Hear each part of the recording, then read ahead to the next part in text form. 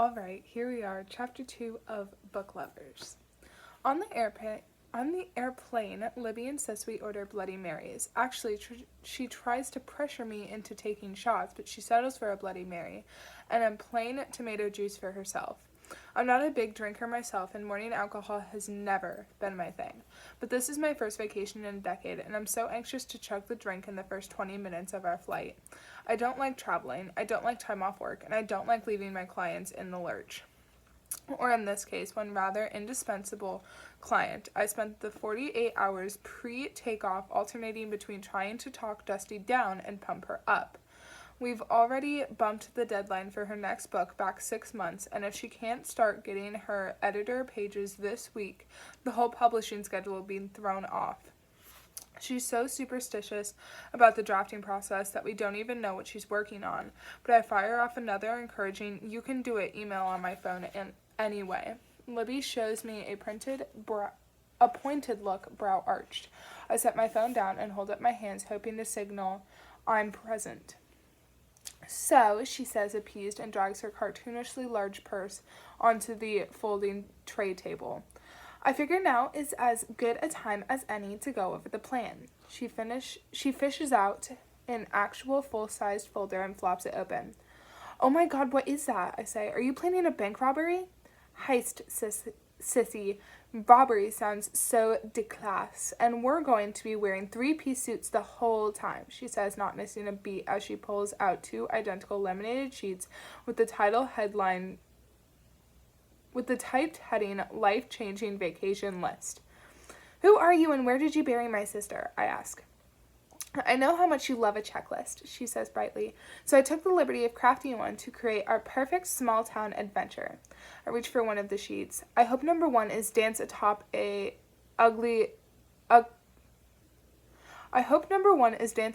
coyote ugly bar." I have no idea what that is. "Though I'm not sure any manager worth her salt will allow that in your condition." She feigns offense. "Am I showing much?" "No," I coo, "not at all." "You're so bad at lying. It looks like your face muscles are being controlled by a half-dozen amateur puppeteers. Now back to the bucket list." "Bucket list? Which of us is dying?" She looks up, eyes sparkling. I'd say it's a glint of mischief, but her eyes are pretty much always sparkly. "Birth is a kind of death," she says, rubbing her tummy. "Death of the self, death of sleep, death of your ability not to pee yourself a little when you laugh. But I guess it's more like a small-town romance novel experience list than a bucket list. It's how we're both going to be transformed via small-town magic into more relaxed versions of ourselves." I eye the list again. Before Libby got pregnant the first time, she briefly worked for a top-tier events planner, among many, many, many other things. So despite her natural tendency towards spontaneity, read chaos, she'd made some strides in organization, even pre-motherhood. But this level of planning is so extremely me, and I'm weirdly touched she's put so much thought into this. Also shocked to discover the first item on her list is wear a flannel shirt. "I don't own a flannel shirt," I say. Libby shrugs. "Me neither. We'll have to thrift some. Maybe we can even find some cowgirl boots, too." When we were teenagers, we'd spend hours sorting through junk for gems at our favorite Goodwill. I'd go for the sleek designer prices, and she'd beeline toward anything with colored fringe or rhinestones. Again, I feel that heart-pinching sensation, like I'm missing her, like all our best moments are behind us. That, I remind myself, is why I'm doing this. By the time we get back to the city, whatever little gaps have cropped up between us will be stitched closed again. "Flannel," I say. "Got it." The second item on the list is bake something. Continuing the trend of us being polar opposites, my sister loves cooking, but since she's usually beholden to the taste buds of a 4- and 3-year-old, she always saves her more adventurous recipes for our nights in together. I skim down the list. 3, general makeover. Let hair down, get bangs? 4, build something. Literal, not figurative. The first 4 items almost directly correlate to Libby's graveyard of abandoned potential careers. Before her event planning job, she'd briefly run an online vintage store that curated thrift store finds, and before that, she'd wanted to be a baker, and before that, a hairstylist, and for one very brief summer, she decided she wanted to be a carpenter because there weren't enough women in that field. She was 8. So everything so far makes sense, at least as much as this entire thing makes sense, which is to say only in Libby's brain, but then my gaze catches on number 5. What is this? Go on at least 2 dates with locals, she reads, visibly excited. That one's not for me. She lifts her copy of the list on which number 5 is struck through. Well, that doesn't seem fair, I say. You'll recall that I'm married, she says, and 5 trillion weeks pregnant. And I'm a career woman with a weekly housekeeping service, a spare bedroom I turned into a shoe closet, and a Sephora credit card. I don't imagine my dream man is a lobster hunter. Libby lights up and scooches forward in her seat. Exactly, she says.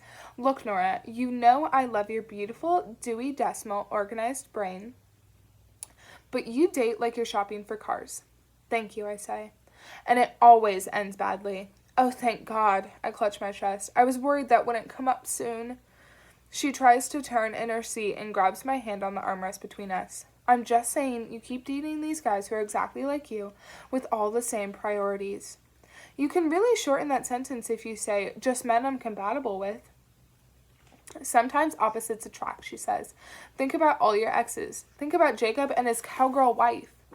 Something cold lances through me at the mention of him. Libby doesn't notice. The whole point of this trip is to step outside our comfort zones, she insists, to get a chance to be someone different. Besides, who knows? Maybe if you branch out a little, you'll find your own life-changing love story instead of another walking checklist of a boyfriend. I like dating checklists, thank you very much, I say. Checklists keep things simple. I mean, think about Mom, Lib. She was constantly falling in love, and never with men who made any sense for her. It always came crashing down spectacularly, usually leaving her so broken she'd miss work or auditions, or do so badly at either that she'd get fired or cut. You're nothing like Mom, she says flippantly, but it still stings. I'm well aware how little I take after our mother. I felt those shortcomings every second of every day after we lost her, when I was trying to keep us afloat. And I know that's not what Libby's saying, but it doesn't feel all too different from every breakup I can remember. A long-winded monologue ending with something along the lines of, for all I know, you don't even have feelings. I mean, how often do you get to just let loose and not worry about how it fits into your perfect little plan, Libby goes on. You deserve to have some low-pressure fun, and frankly, I deserve to live vicariously through you. Ergo, the dates. So am I allowed to take the earpiece out after dinner, or Libby throws up her hands? You know what, fine, forget number 5, even though it would be good for you. Even though I basically designed this whole trip for you to have your small-town romance novel experience, I guess. Okay, I cry. I'll do the lumberjack dates, but they'd better look like Robert Redford. She squeals excitedly. Young or old? I stare at her. Right, she says. Got it. So, moving on. Number 6. Go skinny dipping in a natural body of water. What if there are bacteria that infect the baby or something, I ask. Damn it, she grumbles, frowning. I really didn't think all this through as well as I thought. Nonsense, I say. It's an amazing list. You'll just have to go skinny dipping without me, she says, distracted. A lone 32-year-old woman naked in the local swimming hole sounds like a good way to get arrested. 7, she reads, sleep under the stars. 8, attend a town function, i.e. local wedding or festival of some kind.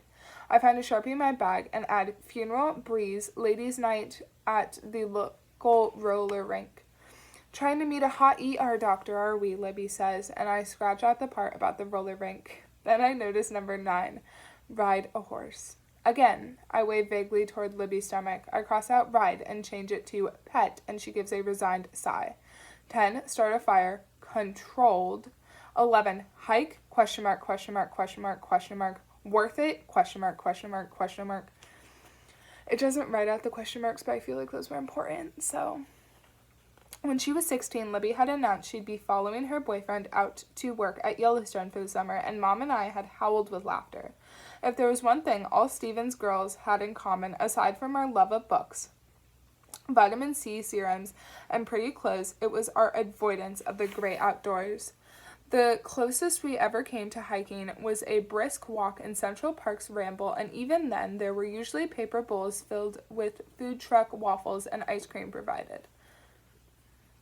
Not exactly roughing it. Needless to say, Libby dumped that guy 2 weeks before she was supposed to leave. I topped the final line of the list. Save a local business. You do realize we're only here for a month. 3 weeks of just the two of us, and then Brendan and the girls would join.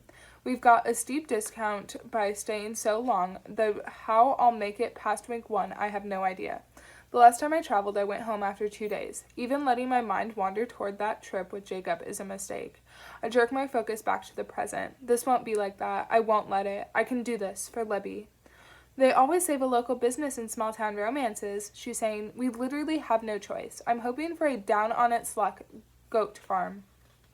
Ooh, I say, maybe we can get the ritualistic sacrifice community to band together in dramatic fashion to save the goats. For now, I mean. Eventually they'll have to die on the altar.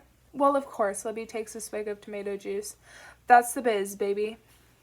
Our taxi driver looks like Santa Claus down to the red t-shirt and the suspenders, holding his faded jeans up. But he drives like the cigar-smoking cabbie from Bill Murray's Scrooged. Little squeaks keep sneaking out of Libby when he takes a corner too fast, and at one point I catch her whispering promises of safety to her belly. Sunshine Falls, eh? The driver says he has to shout because he's made the unilateral decision to roll all 4 windows down. My hair is flapping so violently across my face I can barely see his watery eyes in the rearview mirror when I look up from my phone. In the time that we were deplaning and collecting our luggage,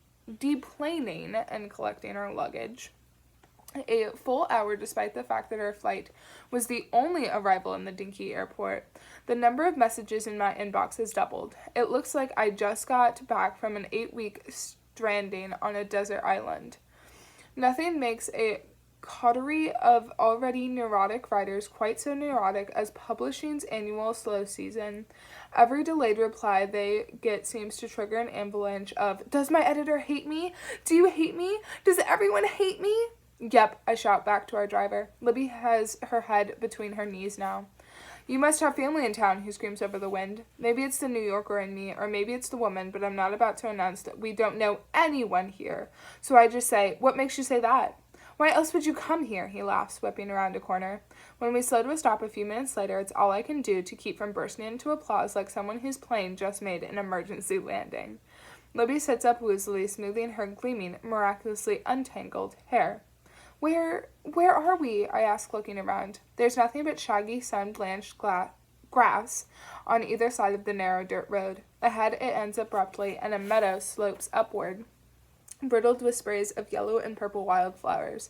A dead end, which begs the question, are we about to be murdered? The driver ducks his head to peer up the slope.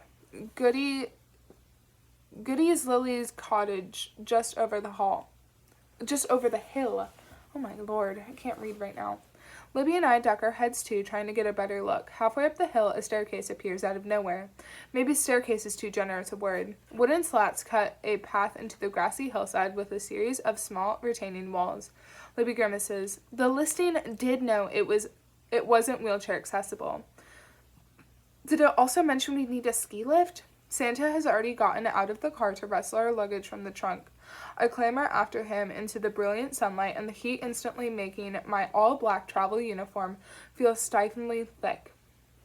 Where the dirt road ends, there's a black mailbox, Goody's little cottage painted in curly white on it. "There isn't another way?" I ask. "A road that goes all the way up? My sister's—" I swear Libby sucks in, trying to look as unpregnant as possible. "I'm fine," she insists. I briefly consider waving toward my 4-inch suede heels next, but I don't want to give the universe the satisfaction of leaning into the cliché.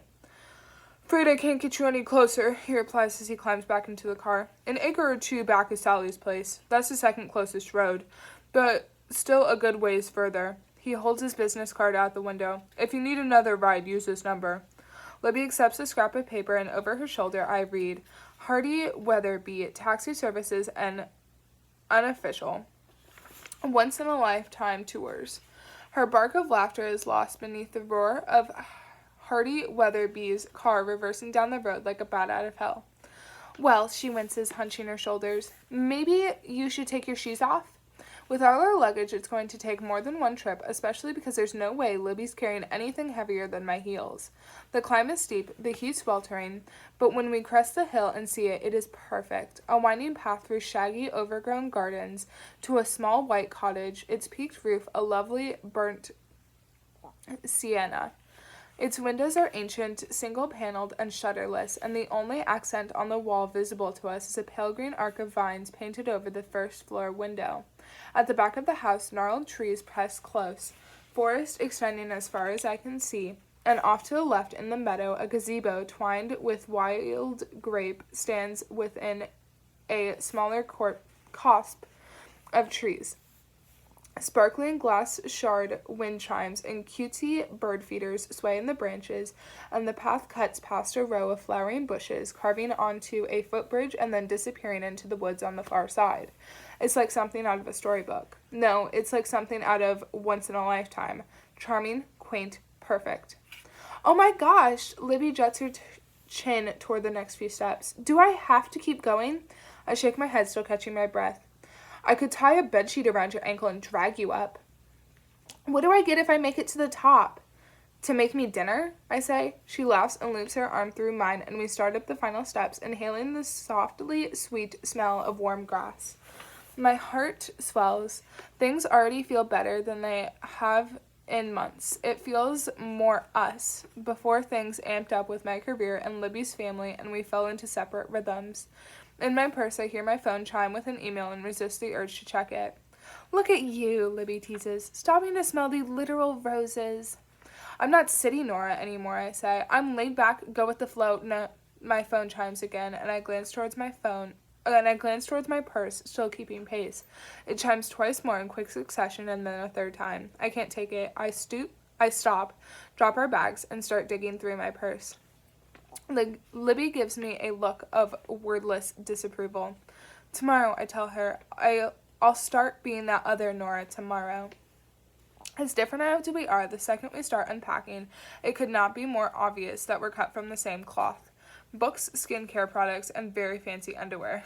The Stevens woman trifecta of luxury as passed down from Mom. Some things never change, Libby sighs, a wistfully happy sound that folds over me like sunshine. Mom's theory was that youthful skin would make a woman more money. True in both acting and waitressing. Good underwear would make her more confident, so far so true, and good books would make her happy. Universal truth. And we've clearly both packed this theory in mind. Within 20 minutes, I've settled in, washed my face, changed into fresh clothes, and booted up my laptop.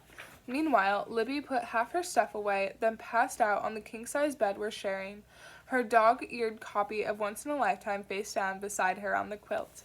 By then, I'm desperately hungry, and it takes 6 more minutes of Googling. The Wi-Fi is so slow I have to use my phone as a hotspot to confirm that the only place that delivers here is a pizza parlor. Cooking isn't an option. Back home, I eat 50% of my meals out, and another 40% come from a mix of takeout and delivery. Mom used to say New York was a great place to have no money. There's so much free art and beauty, so much incredibly cheap food. But having money in New York, I remember her saying one winter as we window shopped on the Upper East Side, Libby and I hanging on to her gloved hands, now that would be magical. She never said it with bitterness, but instead with wonder like, if things are already this good, then how much would they be when we don't have to worry about electric bills? Not that she was in the acting business for the money. She was optimistic, not deluded. Most of her income came from waitressing tips at the diner, where she'd set me and Lily up with books or crayons for the length of her shift, or the occasional nannying job lax enough to let her tote us along until I was about 11, and she trusted me to stay home or at Freeman Books with Libby under Mrs. Freeman's watch. Even without money, the three of us had been so happy in those days, wandering the city with street cart falafel or dollar pizza slices as big as our heads, dreaming up grand futures. Thanks to the success of Once in a Lifetime, my life has started to resemble that imagined future. But here we can't even get an order of pad thai brought to the door. We'll have to walk the 2 miles into town. When I try to shake Libby awake, she literally cusses me out in her sleep. I'm hungry, Lib. I jog her shoulder, and she falls onto her side, burying her face in a pillow. Bring me something back, she grumbles. Don't you want to see your favorite little hamlet? I say, trying to sound enticing.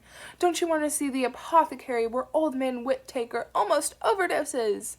Without looking up, she flips me off. Fine, I say. I'll bring you something back. Her hair scrubbed into a blunt little ponytail, sneakers on, I take off, back down the sunny hillside toward the dirt road, hemmed in by scraggly trees. When the narrow lane finally T-bones into a proper street, I turn left, following the curving road downward. As with the cottage, the town comes into view all at once. One instant, I'm on a crumbling road on the side of a mountain, and the next, Sunshine Falls is spread out beneath me like the set from an old western. Tree-covered ridges jutting up its back, and an endless blue sky domed over it. It's a little grayer and shabbier than it looked in pictures, but at least I spot the stone church from once, along with the green and white striped awning over the general store and the lemon-yellow umbrellas outside the soda fountain. There are a few people out walking their dogs. An old man sits on a green metal bench reading a newspaper. A woman waters the flower boxes outside a hardware store, through whose window I see exactly 0 customers. Ahead, I spot an old white stone building on the corner, perfectly matched to the description of Mrs. Wilder's old lending library, in once my favorite setting in the book because it reminds me of rainy Saturday mornings when Mom parked me and Libby in front of a shelf of middle-grade books at Friedman's before hurrying across town for an audition. When she got back, she'd take us for ice cream or for glazed pecans in Washington State Park. We'd walk up and down the paths reading the plaques on the benches, making up stories about who might have donated them. Can you imagine living anywhere else? Mom used to say. I couldn't. Once in college, a group of my transplant friends had unanimously agreed they could never raise kids in the city, and I was shocked. It isn't just that I've loved growing up in the city, it's that every time I see kids sleepily shuffling along en masse at the Met, or setting their boom box down on the train to break dance for tips, or standing in awe in front of a world-class violinist playing beneath Rockefeller Center, I think, how amazing it is to be a part of this, to get to share this place with all these people. And I love taking Bay and Talia to explore the city too, watching what mesmerizes a 4.5-year-old and a newly 3-year-old, and which trappings of the city they walk right past, accepting as commonplace. Mom came to New York hoping for the set of a Nora Ephron movie, My Namesake, but the real New York is so much better, because every kind of person is there, coexisting, sharing space and life. Still, my love for New York doesn't preclude me from being charmed by Sunshine Falls. In fact, I'm buzzing with excitement as I near the Lending Library. When I peer into the dark windows, the buzzing cuts out. The white stone facade of the building is exactly how Dusty described it, but inside there's nothing but flickering TVs and neon beer signs. It's not like I expected the windowed Mrs. Wilder to be an actual person, but Dusty made the Lending Library so vivid I was sure it was a real place. The excitement sours, and when I think of Libby, it curdles entirely. This is not what she's expecting, and I'm already trying to figure out how to manage her expectations, or at least present her with a fun consolation prize. I pass a few empty storefronts before I reach the awning of the general store. One glance at the windows tells me there are no racks of fresh bread or barrels of old-fashioned candy waiting inside. The glass panes are grimy with dust, and beyond them, what I see can only be described as random shit. Shelves and shelves of junk. Old computers, vacuum cleaners, box fans, dolls with ratty hair. It's a pawn shop, and not a well-kept one. Before I can make eye contact with the bespectacled man hunched at the desk, I push on until I come even with the yellowed umbrellaed patio on the far side of the street. At least there are signs of life there, people milling in and out, a couple chatting with cups of coffee at one of the tables. That's promising-ish. I check both ways for traffic, none, before running across the street. The golden boss sign over the doors reads Mug and Shot, and there are people waiting inside at a counter. I cup my hands around my eyes, trying to see through the glare on the glass door, just as the man on the far side of it starts to swing it open.